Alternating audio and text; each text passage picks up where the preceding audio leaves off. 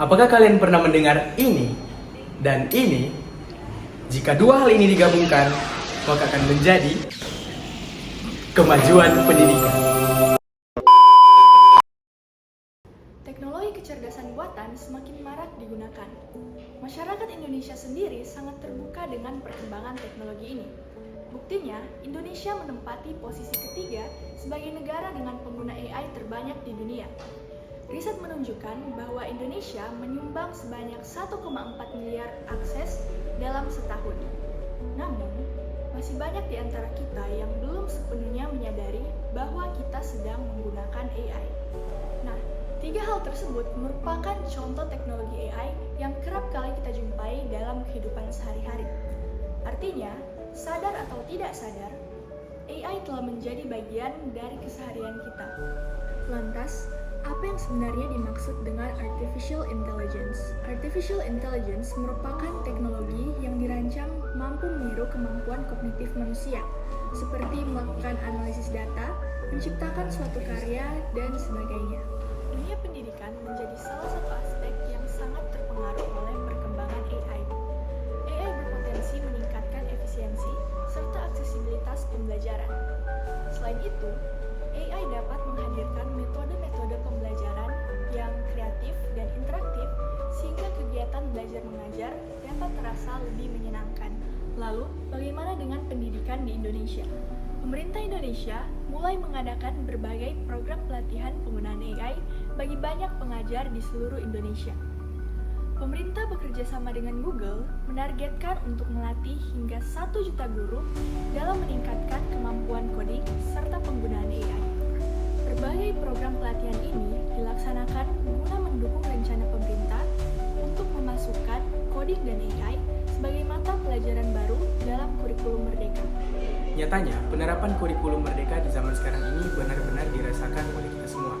Karena sebagian besar pelajar di Indonesia itu sudah semakin aktif karena pemaparan materi yang lebih inovatif, bervariasi, dan berpusat pada murid-murid. Sehingga murid-murid lebih didorong untuk lebih sering bertanya dan berpikir secara kritis dan logis. Teknik pembelajaran yang dimaksud adalah seperti pembentukan kelompok untuk menyelesaikan proyek tertentu, tugas individual dalam penulisan karya ilmiah, dan sebagainya. Selain pemaparan dan media pembelajaran yang lebih inovatif, kurikulum Merdeka juga semakin mengasah kemampuan literasi dan numerasi para pelajar. Karena kurikulum Merdeka banyak menyediakan soal atau pembelajaran yang berbasis masalah.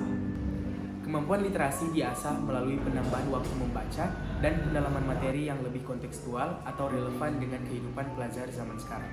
Tak hanya mengasah keaktifan para murid dalam proses belajar mengajar, kurikulum Merdeka juga mengajarkan siswa dan siswi untuk mengoperasikan komputer dengan mengoperasikan perangkat keras yang akan disusul oleh pengoperasian perangkat lunak.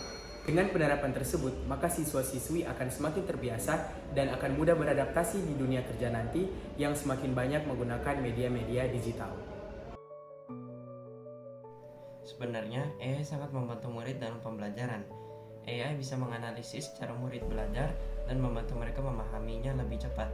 AI juga bisa membantu menganalisis tugas murid dan memperbaikinya. Selain itu, AI juga bisa membantu murid menyelesaikan tugas atau masalah yang melibatkan kemampuan kognitif. Oleh karena itu, AI bisa sangat membantu murid mengembangkan kemampuan. Walaupun AI sangat membantu murid, AI juga dapat menimbulkan masalah baru.